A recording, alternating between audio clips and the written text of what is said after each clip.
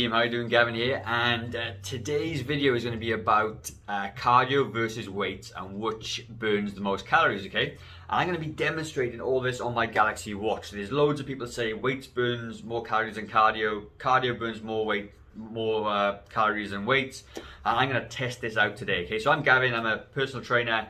I own an award-winning fitness studio for people over the age of 40. I make it easier for those people over 40 to get fit and healthy. Practical advice, advice that you can do that is not training till you're sick. It's a really good approach for training, all right? So I'm going to take you through two sessions, essentially, a walk, and I'm going to do a weight training session.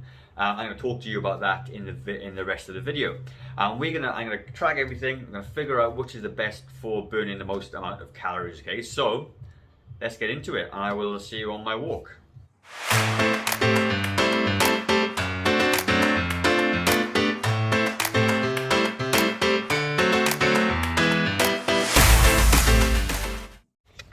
So, absolute stunning morning here in New Zealand, and just out on this walk. And when I was a young trainer, and even when I started to lose weight, I always believed that the high intensity interval training was the best way to burn body fat and to keep my weight down. So obviously, being 20 kilos overweight, it was always very hard to do this high intensity stuff. I mean, it's true that burpees burn about 10 to 12, 15 calories a minute, but let's face it, who can do an hour's long worth of burpees or an hour long worth of star jumps or all those high intensity activities? And especially with me, who's got sore knees. A lot of my clients have got over 40, they've got sore knees, sore backs, sore hips. And do you honestly think that high intensity interval training is the best way to go? And sure, I mean, minute for minute, absolutely burn more calories, absolutely burn more fat, but you could only sustain it for short periods of time. Whereas when you go for a steady state cardio walk, like what I'm doing now with these hills, it's a form of interval training. I'm not stopping, I'm moving up, I'm moving down, I'm on the flat, and I can sustain this for an hour, maybe two if I need to. And therefore, I can burn more calories, okay, over the course of it. Plus, it's pleasant, it's not hard, it's not too demanding, and I don't not look forward to it, because when you start doing an exercise routine that becomes too difficult and too hard, guess what's going to happen? You ain't going to do it.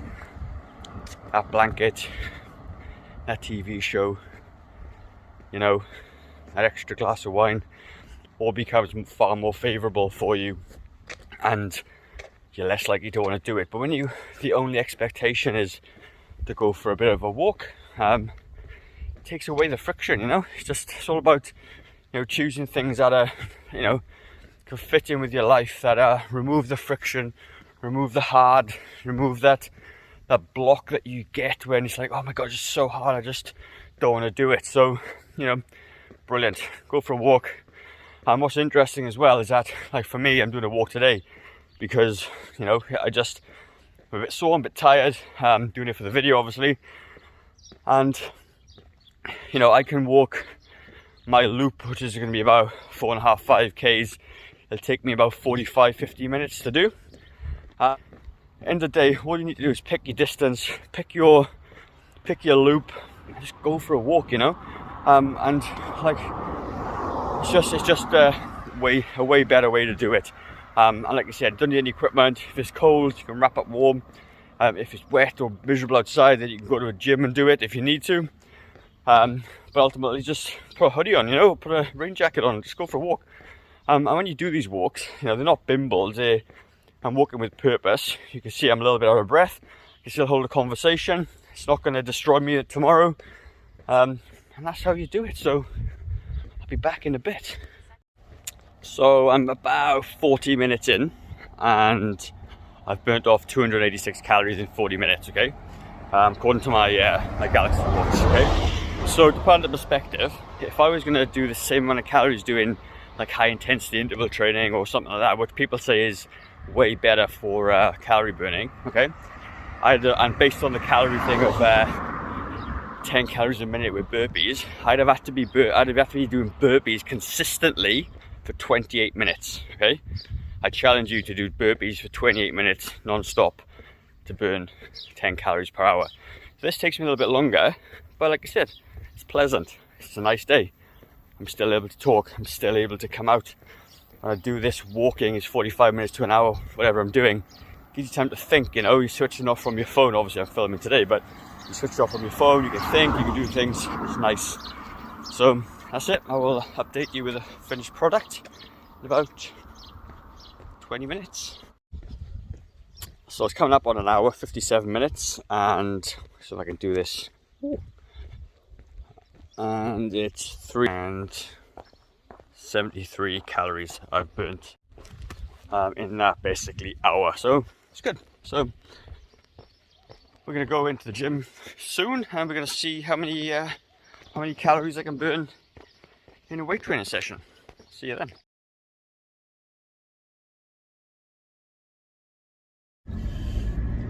Alright team, so just about to head to the gym now, and today's weight training session, okay, is going to be basically a full body workout. It's like how I prefer to train. I'm not a big fan of like bodybuilding splits. You do arm day, leg day, chest day, all those sorts of things. I like to do the whole lot in one day, 3 to 4 times a week, which means that, you know, you want to be training each muscle group, you know, regardless of who you are really, about 10 sets a week, 10 to 12 sets a week, a little bit less if you're a beginner.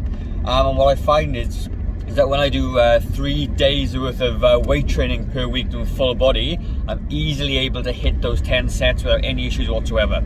So the structure of my workout today, and I'll hopefully pop it up on the screen for you guys to look at, well, today is going to be deadlifts. There's going to be 3 sets of about 8 to 12 reps, somewhere in there, with a 3-minute rest period in between each exercise. Then I'm going to be supersetting bench press with a lat pull down, and then obviously go back and do that again 3 times. Then I'm going to be supersetting shoulder press with another rowing exercise, like I think maybe do a bent over row today, but I'm not quite sure what I'm going to do. Then it'll be supersetting arms, biceps and triceps. Okay, so what I'm going to do today is literally a full body workout. Deadlift's going to do the full body. Lat pull down is going to work the back and biceps. Chest is going to work chest and triceps. Then you've got the overhead press or shoulder press is your shoulders, and then the other rowing movement for your back again. So what I like to do is for every pushing exercise, horizontal pushing anyway, I like to do 2 back exercises, because it helps with posture, it keeps the posterior chain nice and strong, and helps overall strength in any way. And that's how I like to do it. That's how I program my workouts for my clients. So I just want to see today is how many calories. I got an idea how many I'm going to burn, but I just want to see how it compares today with a full body workout and a low steady state cardio walk today. And then I'm going to give you some ideas around that and how you can make it better, how you can change it, actually the impact it has on your day, because that's really important, because we want to see how many calories they burn. And I'm going to discuss, you know, the pros and cons, and ultimately what is the best thing to be doing. All right, and that's going to be at the end of the video, so stay tuned to the end. But just curious though, what do you think is going to be the most calories burned? Is it going to be the cardio today or the weight training? Comment down below, let me know your thoughts, and I'm going to see you in the gym. So I'll see you in a couple of minutes.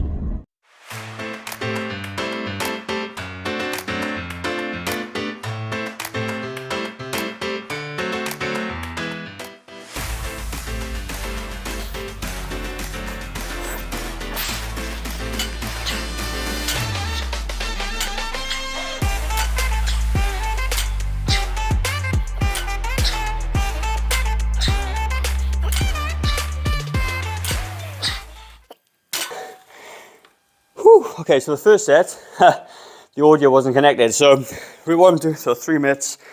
So basically what it is, I'm using straps to help me grip the bar, because I don't want to be worrying about my grip with the weight. So I'm able to use my body to do it. Also as well, I've had a ganglia on my hand caused by gripping onto heavy weight. So this is kind of protect my hands a little bit. 3 minutes rest now, simply because it gives your body a chance to recover. As you can see, I'm out of breath, which is, weight training is high intensity interval training at its most form, okay? So I am going to get a cardiovascular benefit from it, but also a strength and muscle building benefit as well. So weight training is fantastic. Obviously, I'm going to do the third set in another 2.5 minutes, and then we've got the next exercise.